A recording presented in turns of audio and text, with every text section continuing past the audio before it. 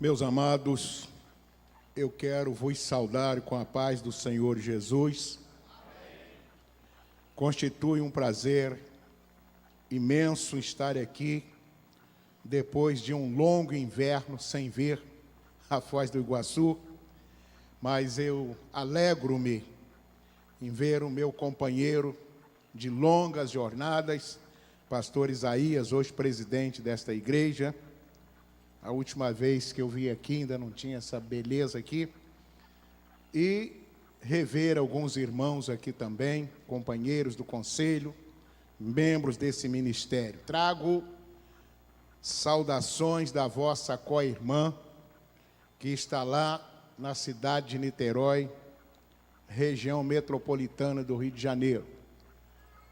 Quero parabenizá-los pelos 60 anos de fundação desta igreja. A nossa igreja, no mês de junho, comemorou 90 anos também de fundação ali naquela cidade, igreja que foi fundada ainda por Gunnar Wingre, os pais da Assembleia de Deus no Brasil, junto com Daniel Berg, e nós estamos ali também trabalhando por essa causa tão nobre que é a causa do Evangelho de nosso Senhor e Salvador Jesus Cristo. Meus amados, nós já ouvimos aqui pastor Douglas, nosso presidente do conselho, falando o porquê surgiu a reforma protestante, esse movimento que, na verdade, teve a figura de Martinho Lutero e outros líderes daquela época. E no ano que vem, nós estaremos completando 500 anos de reforma. E o conselho, sob a sábia direção do pastor Douglas, Deus colocou esse desejo no coração de realizar esses seminários em todas as regiões do nosso Brasil, para trazer a memória daqueles que têm mais tempo de fé dentro da Assembleia de Deus e também desses mais novos, que até mesmo que estão ocupando a liderança da nossa igreja. Esse seminário veio em bom momento. E nós estamos, por onde temos passado, temos visto que muitos têm se interessado por esse assunto, reforma protestante. E nós aqui estamos, mais uma vez, como já disse aqui, a iniciativa do pastor Isaías. Eu estava ouvindo as chamadas que os irmãos mandaram até pelo zap para mim, os irmãos colocando que é a única igreja no estado do Paraná que está recebendo esse seminário. Então, quero parabenizar o pastor Isaías, ministério dessa igreja, e todos os irmãos, a membresia de um modo em geral, por abraçar, o nosso seminário. Meus amados, nós vamos falar sobre o movimento neopentecostal e as modernas indulgências que o pastor Douglas já deu aqui, uma pincelada, mas ele não quis entrar na seara alheia, mas mesmo assim, os irmãos já puderam perceber algo que está acontecendo no nosso meio, que nós precisamos estar alerta para que isso não venha se proliferar de uma forma que depois não tem mais jeito, não tem mais como voltar atrás. E para os irmãos que estão aí, eu não vou usar o sistema audiovisual, para os irmãos que estão aí com a apostila, eu creio que a maioria aqui estão com a apostila, esse assunto está dividido em 4 subtemas, Resumo histórico do movimento neopentecostal. 7.2, a metodologia do movimento neopentecostal. 7.3, temas da teologia neopentecostal, e 7.4, que é o modismo neopentecostal.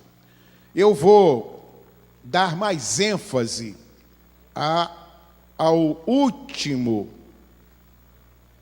subtópico aqui,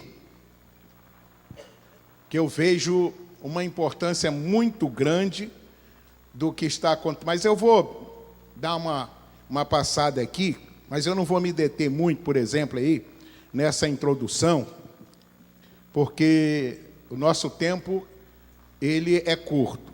E como os irmãos estão com material didático na mão, então, naturalmente, depois os irmãos vão ler com calma, se for o caso, pesquisar, tanto biblicamente como historicamente falando.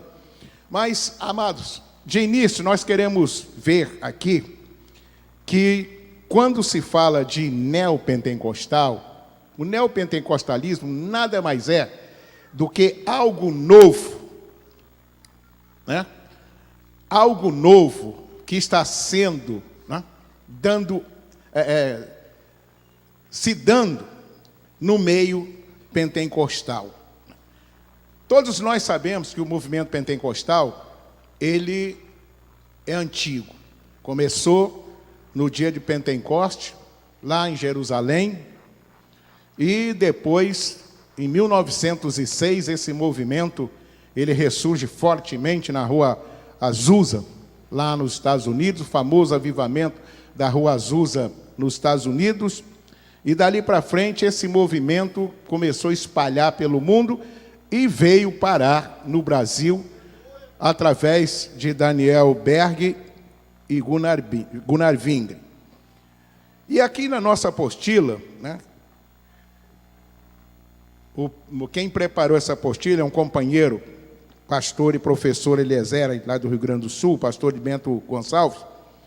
Ele nos diz aqui: nunca foi tão urgente a necessidade da evangelização.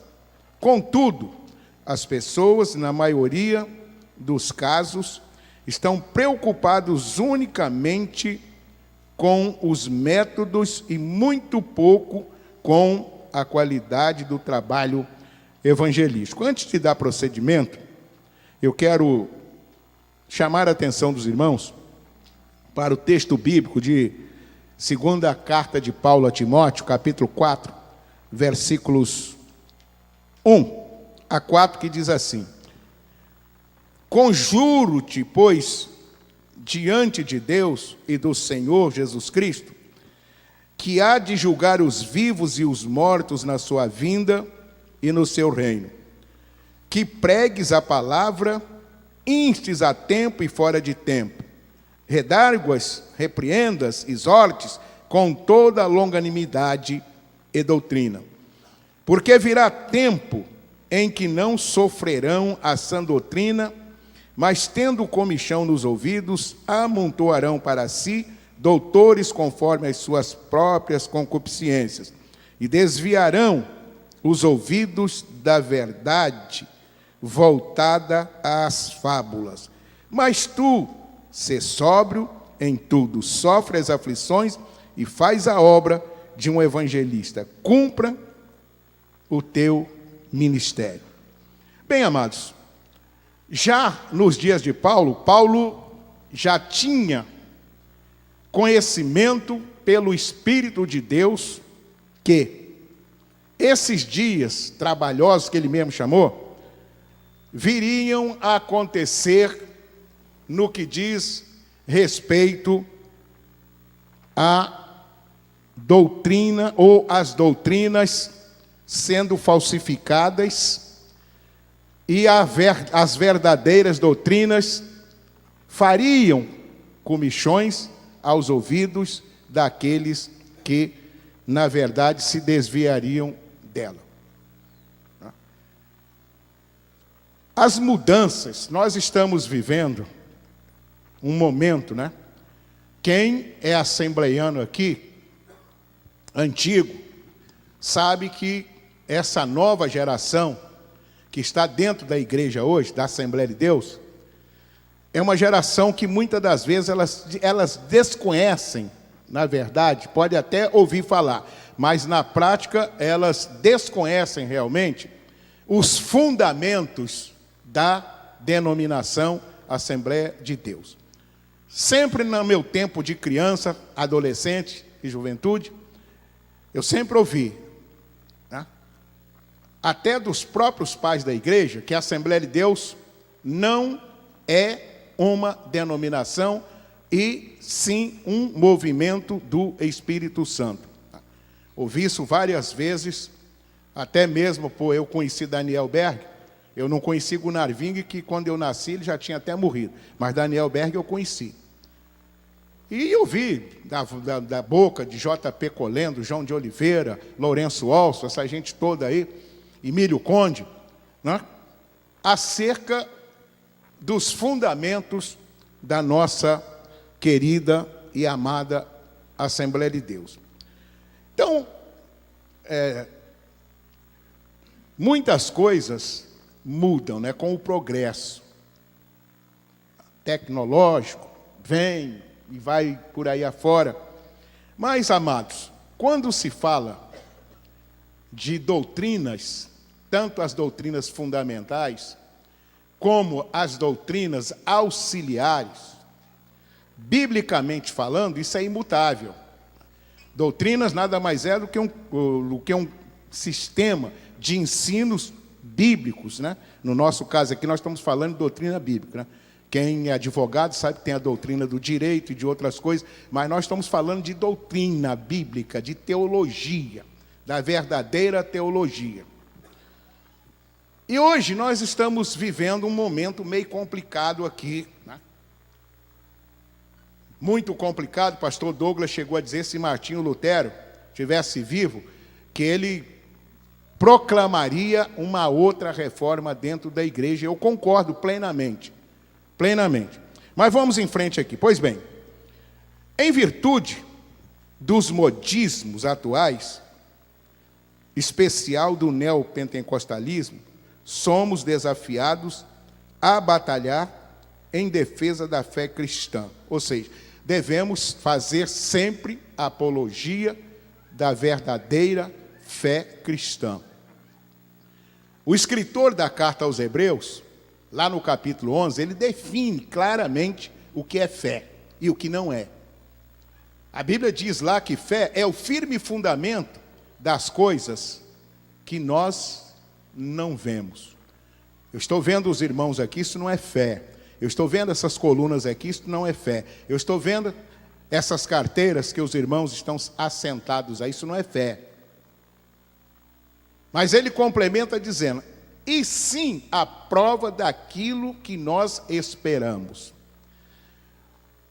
Existem algumas doutrinas fundamentais da Bíblia que nós só as aceitamos e cremos nessas doutrinas através da fé que nós temos. É difícil quando nós falamos para alguém que não está imbuído desta fé, que Jesus Cristo, pelo lado humano, né, ele nasceu de uma mulher, mas pelo lado paterno, ele foi gerado por obra e graça do Espírito Santo. Só crê nisso quem tem fé. Então não adianta eu estar falando para quem não tem fé, que eu estou perdendo meu tempo. Porque já que a Bíblia define a fé como aquilo que nós não vemos, quem é que está vendo Jesus aqui, andando aqui, correndo aqui? Ninguém.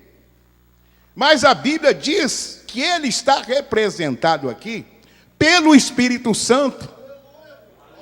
E Paulo foi claro e disse que as coisas espirituais, elas se discernem espiritualmente falando. Não adianta eu querer entender coisas espirituais pelo meu intelecto, não. Eu entendo matemática, português, inglês, francês, pelo meu intelecto. Agora, entender coisas espirituais pelo intelecto é difícil. Então, esse é um dos problemas que nós estamos evidenciando. Muitos pregadores, infelizmente, pregam porque sabem pregar mensagens técnicas, mas unção é diferente. Unção é diferente.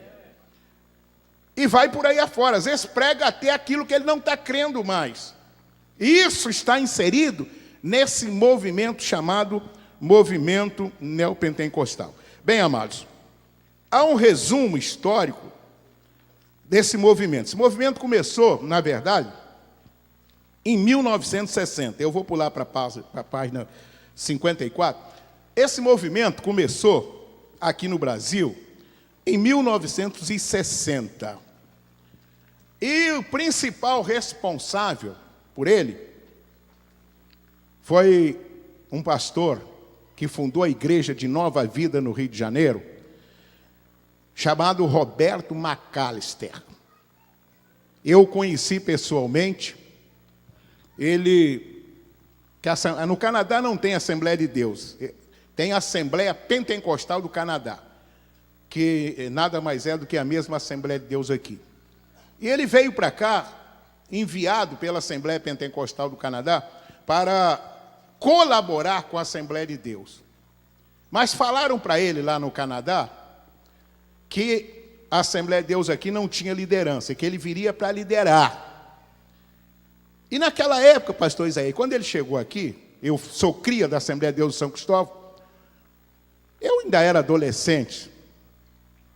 E ele chegou e disse que veio para mandar na Assembleia de Deus do Brasil. Aí fizeram uma reunião lá, Paulo Macalão, na época já era Túlio Barros Ferreira, que era o pastor, que estava saindo, né?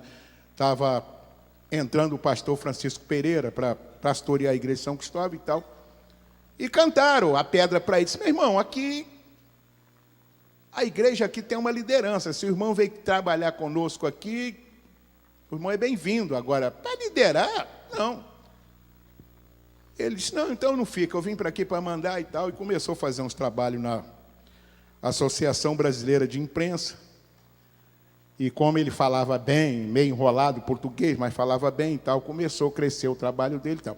Mas, só que ele veio com uma doutrina completamente distorcida da Igreja Assembleia de Deus no Brasil. Daí, quando ele começou a pregar, começamos a sentir logo que o que ele pregava, na verdade, era um evangelho chamado Evangelho da Prosperidade. Porque ele era adepto, aqui na página 54, né? Fala sobre os principais pais dessa ideologia, não vou chamar de movimento, mas dessa ideologia bíblica chamada teologia da prosperidade, né? Que envolve uma série de ensinamentos que, aos nossos olhos, são até bonitos, né? São até bonitos, mas quando nós vamos para a Bíblia, nós vamos ver que a Bíblia contesta todos esses ensinamentos que vêm no bojo da teologia da prosperidade. Então, aqui tem, né, Ezekiel William Kenyon, que foi um dos grandes, né? E depois vem Kenneth Hagin, que é o mais badalado aqui no Brasil. Depois vem Benny Hinn também, que teve uma fase também brilhante, né? Nesse movimento chamado movimento neopentecostal. Eu não vou aqui falar, porque senão eu vou tomar muito tempo, mas os irmãos leiam com atenção as teses que todos eles defenderam com esse modismo, né? Porque tudo que a pessoa chega e joga como novo, como o Roberto McAllister chegou, o criador da Igreja de Nova Vida no Brasil, jogando aqui, e até arrebanhou muitos irmãos jovens naquela época da Assembleia de Deus que tinham uma visão para o ministério. E nessa época, na década de 60, nós não tínhamos pastores jovens. Nós não tínhamos pastores jovens. Otoniel e Osiel, de saudosa memória, foi quem começou a abrir. Depois veio Joãozinho, hoje quem está aí no Rio Grande do Sul. Depois vieram outros pastores, como Elianai Cabral, que é daquela época também. Mas, através de quê? Através de Bernardo Johnson, que tinha uma equipe chamada de Boas Novas, né? E essa rapaziada começou a ter acesso. Eu comecei muito novo meu ministério, mas eu cansei de ouvir de pastores antigos dizer o seguinte: essa garotada estão pensando que vão para seminário, vão chegar aqui pastor. Eu cansei de ouvir isso. Eu não ajo mais, eu tenho 45 anos de ministério, eu não ajo, eu procuro ajudar os jovens. Porque se nós não ensinarmos, não dizer o caminho que eles têm que... Não, mas era muito duro naquela época. Então muitos, por falta de oportunidade, resolveram aderir a esses movimentos novos, né? Quem sobreviveu está aí até hoje, alguns já passaram para a eternidade, como Osiel e Otoniel. Mas, amados, eles conseguiram, com esses ensinamentos, arrebanhar muitos jovens que tinham vocação para o ministério, e hoje são pastores, bispos dessas igrejas aí. Então, aqui na letra B, nós temos aqui os principais adeptos, né, no Brasil. Igreja Pentecostal de Nova Vida, que eu já falei aqui do Roberto McAllister, que foi o fundador, né? Temos aí a famosa IURD, Igreja Universal do Reino de Deus. Temos a Igreja Internacional da Graça de Deus, Igreja Apostólica Renascer. Aqui dentro dessa panorâmica da Igreja Universal, né? A Igreja Universal, ela nasceu, na verdade, com 3 lideranças: Edir Macedo, R.R. Soares, e um que está fora de cena, chamado Samuel Coutinho. Romildo é o mesmo que o R.R. Soares. Então, eles fundaram a IURT, trazendo essa roupagem do movimento neopentecostal. Mas depois, por qualquer questão lá, não podia ficar 3 líderes dentro do mesmo lugar: Macedo, Romildo e Samuel Coutinho. Reuniram, Macedo fica com a Universal, Romildo fica com a Igreja da Graça, Internacional da Graça, e Samuel Coutinho, que não está aí na apostila, fica com o Tabernáculo da Fé, e começou a espalhar igreja no Rio de Janeiro, por tudo enquanto é... E Romildo cresceu, Macedo cresceu, só que Samuel Coutinho teve a infelicidade de ter os filhos, ele como pastor, os filhos se envolveram com drogas e aquilo deixou ele muito triste. Ele acabou vendendo todos os salões que ele tinha intitulado Salão da Fé e abandonou a carreira pastoral e foi viver isolado, deixou barba crescer e tudo. Mas esse pessoal, na verdade, eles são os fundadores dessas igrejas adeptas a esse movimento. Estou só falando rapidamente, que isso é mais histórico, não interessa muito para a gente, não. Mas temos que saber por onde começou tudo isso aí. Temos aqui outras personalidades de destaque nesse movimento. Temos Valnice Milhomens Coelho. Valnice, eu trabalhei na década de 70 como missionário em Moçambique. E Valnice também era missionária e morava na mesma... Foi lá que eu a conheci. Nós morávamos na cidade da Beira, segunda cidade da República de Moçambique. Mas ela era uma batista coerente. Trabalhava muito, sempre teve um carisma tremendo e tal. Mas depois voltou ao Brasil e se uniu a esse pessoal. Jorge Linhares se converteu na Assembleia de Deus de Belo Horizonte, na época do saudoso pastor Anselmo. Mas como ele era jogador de futebol, a Assembleia de Deus era muito fechada para isso, ele optou para a Igreja Batista, e hoje também é adepto desse movimento. Renê Terra Nova segundo informações, hoje não é mais nem apóstolo, é patriarca. Porque quando não falta título, então eles inventam, né? Então, patriarca aí no Amazonas. E Márcio Valadão, que hoje é pastor da Igreja Batista da Lagoinha, que também tem uma grande liderança dentro desse movimento. E assim, irmãos, a gente vê que as pessoas estão atrás de coisas novas e às vezes se deixando levar, né? E isto me lembra uma passagem bíblica que diz o seguinte: o meu povo se desviou por falta de conhecimento. De quê? Da palavra. Meus irmãos, eu sou fruto de uma escola bíblica dominical, lá na cidade de Cachoeiro do Itapemirim, no estado do Espírito Santo, terra de Roberto Carlos. Eu sou fruto de uma escola dominical, que, contra a minha vontade, dia de domingo, estudava durante a semana, e domingo eu queria jogar minha peladinha e tal, e a minha mãe dizia: negativo. Pelada é só depois que voltar da escola dominical. E aquilo me contrariava muito. E a minha mãe ali. Eu quero dizer para os pais que estão aqui, as mamães, que há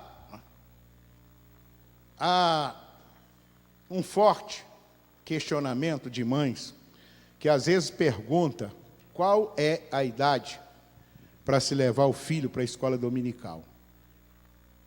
Nasceu, passou aqueles dias, já leva logo. É verdade, irmãos. Vocês estão rindo? É verdade. Aí se cumpre o que a Bíblia diz: ensina a criança no caminho em que deve andar. Qualquer professor secular que está aqui sabe muito bem que a nossa missão como professor, eu sou professor, sou pedagogo e sou professor universitário. Qualquer professor que está aqui sabe perfeitamente que a nossa missão como educadores é transmitir herança cultural lá dentro, lá na escola, na faculdade que nós trabalhamos, o nosso propósito é esse, né? Transmitir esses conhecimentos, né, culturais à criança, ao jovem, ao adolescente. Só que aqui, você que é professora e professor da escola dominical, você tem uma missão muito mais importante que o secular, porque aqui a responsabilidade é transmitir herança espiritual.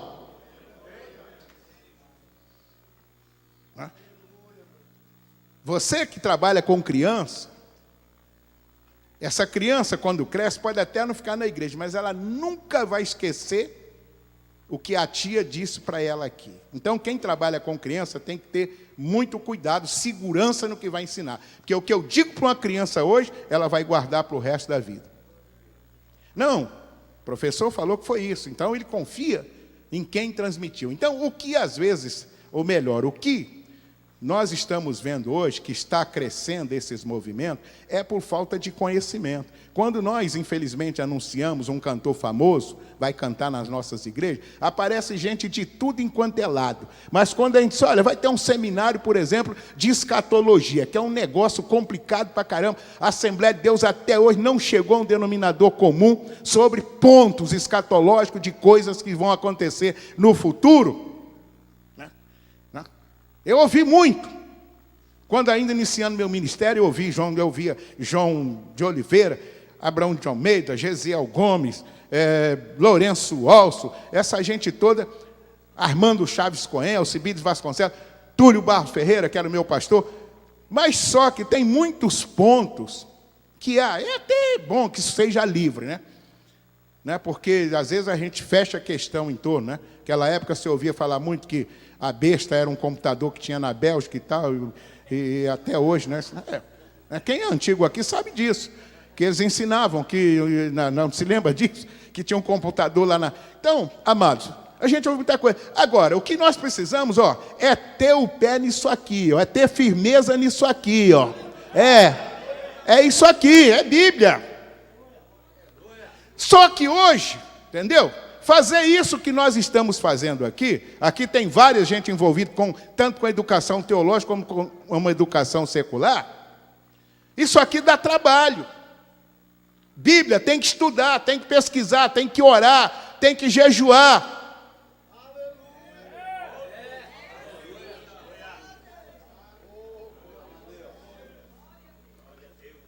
Infelizmente, hoje, muitas mensagens que nós ouvimos aí, vai lá na internet. E será que é isso que Deus quer falar? Nós precisamos, irmãos, entender que nós ouvimos dos púlpitos, não o que nós queremos, mas o que Deus quer falar para a igreja. É isso que está difícil, pastor Isaías. O povo, muitas das vezes, quer ouvir isso que o pastor Douglas falou aqui. Olha para o termo. Isso é uma novidade. Daqui a pouco eu vou entrar em ponto. Quando eu falei que eu quero entrar mais no que está lá na página 58, né? Eu vou já pular para lá por causa do tempo. Entendeu? Abra aí na página 57.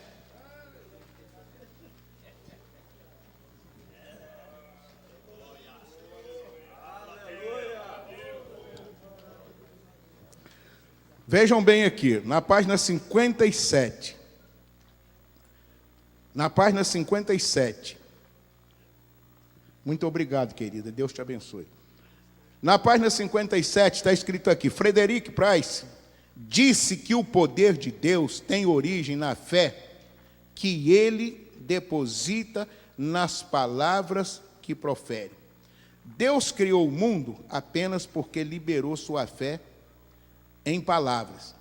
A Bíblia afirma inequivocavelmente que o poder não reside na fé, mas em Deus, que abençoa a fé do crente, segundo sua vontade soberana. Afirmam que Deus precisa receber permissão para trabalhar no reino terrestre a favor do homem. O homem é quem dá permissão. Olha, irmãos, isso são pontos defendidos por essa gente do neopentecostalismo.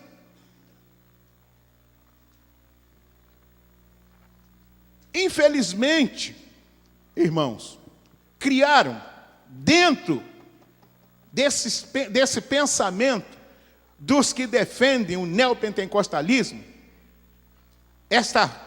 esse ensinamento da confissão positiva, que abrange prosperidade, abrange tudo. É muito bonito eu chegar aqui e dizer para você o seguinte, meu irmão,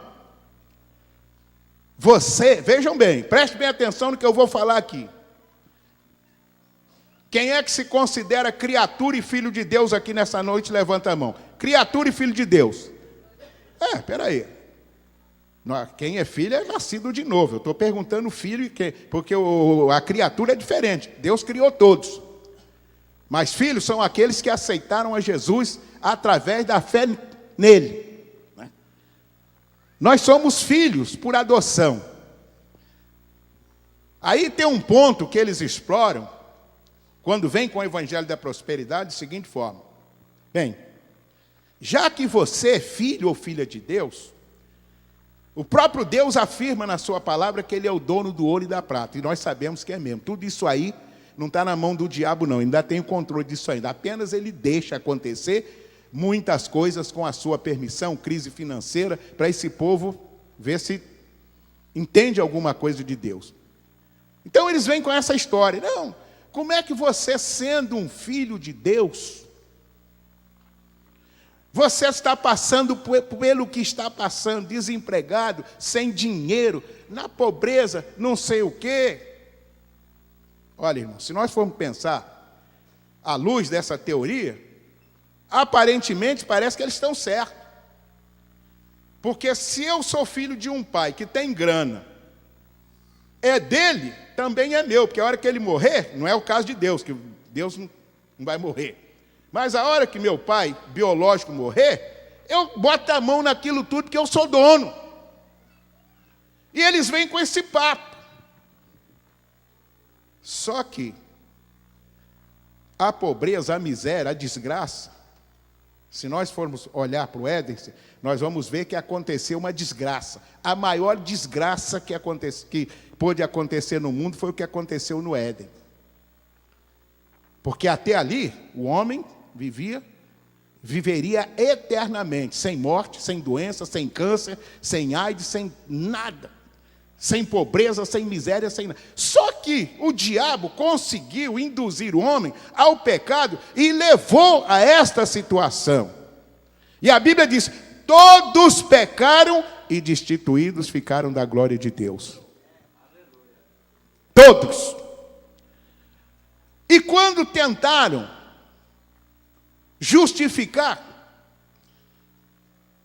para Jesus que aquela mulher que quebrou aquele vidro e ungiu Jesus, isso podia ser vendido por um preço. Jesus, e dá o dinheiro para os pais.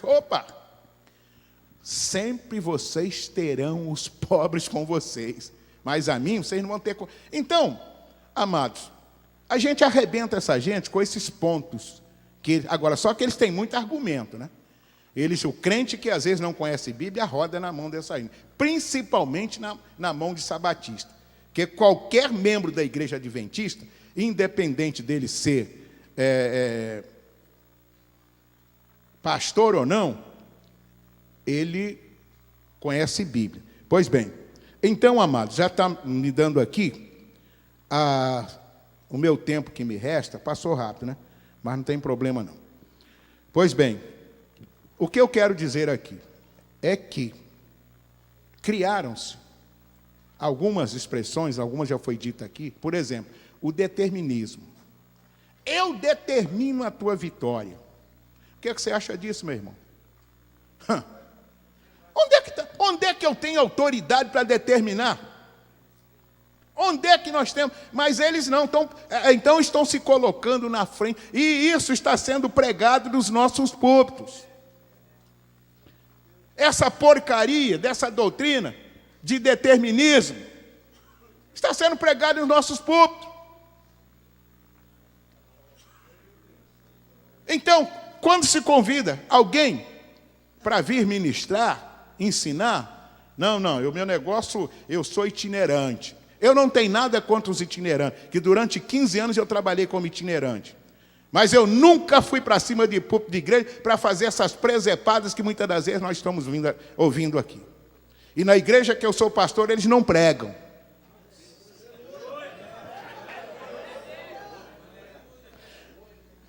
Porque você com uma mensagem de 5, com 5 mensagens, você incendeia esse Brasil todo por aí. Vem viver o dia a dia de pastor aqui. Que você tem que ter mensagem no domingo, na terça, na segunda e tal, porque se você repetir, o povo... Pastor, não tem mais mensagem não. Então eles não querem. Agora, é preciso que haja, meus irmãos, consciência. Não, eu determino a tua vitória. Isso não tem na Bíblia. Eu declaro a tua vitória. O que nós estamos precisando, irmão, é voltar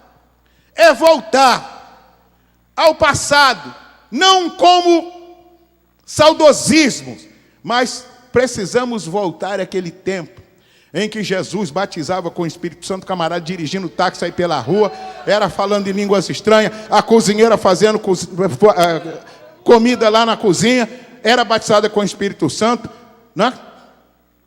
E às vezes eu vejo esses pregadores novos, vaidosos. Não, porque lá no hebraico, no grego, o nosso povo tem um mínimo de conhecimento de português, quer lá saber de hebraico. O povo quer saber, irmão, é quando você chega aqui e diz: Jesus está batizando com o Espírito Santo, Jesus está curando, Jesus está salvando. Mas eles copiam e traz para cá.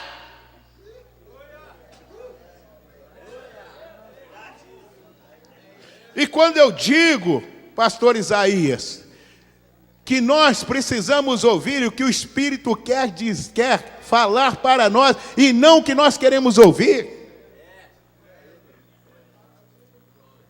Por exemplo, Paulo escreveu, primeira carta aos Coríntios, capítulo 12, versículos 8 a 10. Fala o quê? sobre 9 dons espirituais. Mas tem gente aí que tem 10, porque tem o da mentira e do engano também.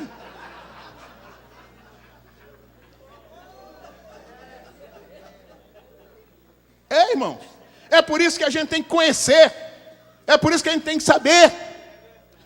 Porque quando vem ensinar essas coisas aqui, fulano tem dom de visão. Aonde é que visão é dom na Bíblia? Visão é uma dádiva que Deus me dá hoje e pode nunca mais me dar. Fulano tem dom de expulsar demônio. Aonde que expulsar demônio é dom, pastor Gesiel? A Bíblia diz, em meu nome. Tem muita gente por aí que aprendeu esse modismo que tem aí, expulsar demônio com a Bíblia. Às vezes daquela grande púlpito, vai lá, bota na cabeça do sujeito. Meus amados, isso não é bíblico. Bíblico é em meu nome, ordenar. Eu não boto minha mão em capeta, não. Eu mando, não é porque eu tenho nome, não. Eu tenho medo, não. Eu mando ele embora em nome de Jesus. Eu aponto para ele e mando que ele saia dali em nome de Jesus. Mas são modismos. São modismos. Eu determino, eu proclamo. Eu proclamo a tua cura. 2 dias depois o cara morre. Aí a família que não é crente, é por isso que eu não sou crente, porque é um bando de mentirosos. Meus irmãos, e fora o que o pastor já falou aqui, as vendas que são feitas. Porque quando a Igreja Católica começou a cair no descrédito, o que aconteceu? O dinheiro caía nos cofres do Vaticano para construir a Basílica de São Pedro. Meu passaporte já estava carimbado para ir para o céu. Foi isso que Martinho Lutero viu. Vendendo a salvação. Vendendo a salvação. Aí, o sujeito não tem mais palavra para a igreja. Porque quando não se tem mais palavra, né? A coisa começa a andar para trás. Aí ele inventa lá um monte de negócio lá. Não, porque está dando certo. É como disse o pastor Douglas aqui, está dando certo lá, por que não vai dar aqui? Só, meus amados, que nós temos uma outra linha. A Assembleia de Deus precisa voltar para a oração, para o joelho, botar a cara no chão. Essa que é a nossa linha. Nós não crescemos como eles estão crescendo, não. Nós crescemos no sacrifício, levando ovo podre pela cara, levando, aleluia, peixe no prato, farinha na cuia, levando todo tipo de zombaria nós levamos. Nós crescemos dessa forma. Quando eu era mais novo, irmãos, eu andei pregando nesse Brasil todo, até naqueles congressos aí, que tinha aqui pelo Paraná, eu andei pregando por aqui. Quando Takayama era jovem e tal, me convidava, eu vinha. O Madepar, preguei muito. No tempo falecido, saudoso Mauro, o Floriano, que era daquela época também, ambos morreram de acidente. Mas a coisa era uma outra. Eu me lembro que eu estava pregando uma vez na Assembleia de Paranaguá, para terminar isso aqui. Eu tinha voltado recentemente do campo missionário. Aí estava uma confusão lá e tal. Eu não sei, tinha um cantor por aqui chamado Ageu e Sara, né? Hã?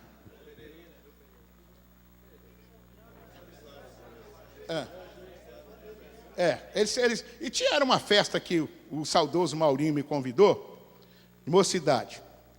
E era num estádio lá em Paranaguá. E eu, no sábado, quem pregou foi o pastor Eliezer, que é comentador de revista aí naquela época. E o pastor da igreja era o pastor Ferreira, né? E o pastor Ferreira pregando no púlpito, e começou uma bagunça de cantor, não tem nada contra cantor, não. E o pastor desinquieto, coçava a cabeça, de repente o Eliezer, ele era presbítero na época, não era pastor, disse, olha, eu não vou pregar. Aí deram a oportunidade para ele pregar, e levantou, disse, olha, a mensagem que eu ia pregar já foi embora. E o estádio tinha umas 5.000 pessoas. Eu fiquei olhando aquele negócio todo. E eu ia pregar no domingo pela manhã, como preguei. E o pastor Ferreira ficou desesperado com aquilo e tal. Eu estava hospedado na casa dele, ele não dormiu aquela noite. Aí, de repente, quando ele viu que o Eliezer insistia naquilo, aí ele despachou uma profecia. Meu servo, fala que eu sou... Aí piorou.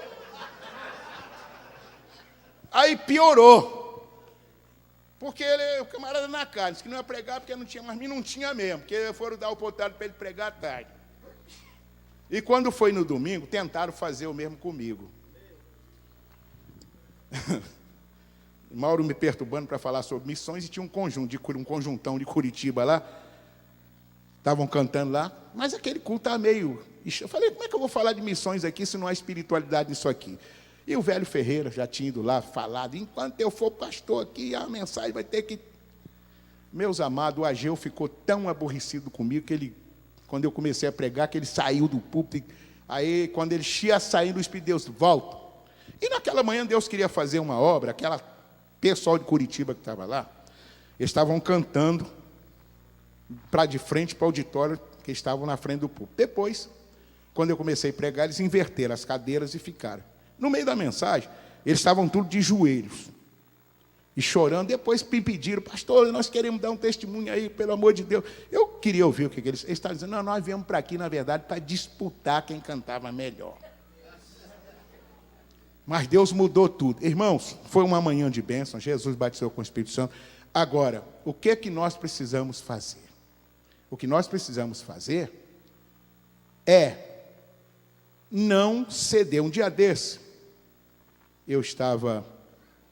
falei para minha esposa, eu estava pensando que eu estava sonhando, mas não estava. O Espírito de Deus apareceu para mim, o Senhor apareceu para mim, disse, meu servo, prega contra o pecado. Só disse isso para mim. Aí eu falei para minha esposa, escuta, eu pensei que eu estava num sonho, mas eu não estava não. Alguém apareceu para mim aqui e mandou que eu comece a pregar. Mas o que eu quis dizer com isso? Que eu preguei em tudo enquanto foi congresso por aí. Mas naquela época, a gente estava pregando e estava vendo alguma coisa de proveitoso, porque o povo estava ligado com o Senhor. Mas tem lugares por aí, irmão, só para encerrar, que a gente não pode mais pregar o que está escrito aqui, não. Eu me lembro uma certa vez que o cidadão disse para mim, pastor, eu sei que o senhor prega e tal, mas tenha cuidado. Aí eu falei, cuidado por quê? Não, sabe, a nossa igreja... Aí eu entendi. Ele, educadamente, não queria dizer para mim não pregar contra o pecado daquele povo que estava ali, né? Aí, eu escutei aquilo. Você não sabe, tem umas pessoas importantes hoje aí, não sei o quê, papapá. Olha, irmãos, eu saí dali um pouco chateado com aquilo. Sabe por quê? Porque quando o Espírito de Deus dá-nos a mensagem, nós não temos que estar imitando esses troços que tem aí, não. Eu me lembro uma ocasião, estávamos pregando, aliás, eu não era o pregador, eu estava acompanhando o pastor Gesiel Gomes, lá em Londrina, quando o pastor Ivo era pastor de lá. Era uma festa que tinha lá. E o pastor Ivo convidou a nata da cidade ali, e lá tinha um deputado estadual na época, eu lembro dele até hoje. Gesiel começou a pregar com aquele jeitão dele, e no meio da mensagem o camarada chegou no ouvido do Ivo e disse assim, pastor, eu estou saindo, porque se eu ficar aqui, eu vou acabar crendo nesse Deus que esse camarada está pregando aí, vou-me embora e tal. E foi, saiu de porta fora e foi embora. Sabe por quê, irmão? Porque estava a unção de Deus ali, e o diabo começou, não, sai daí, senão tu vai. Mas que Deus nos ajude, irmãos.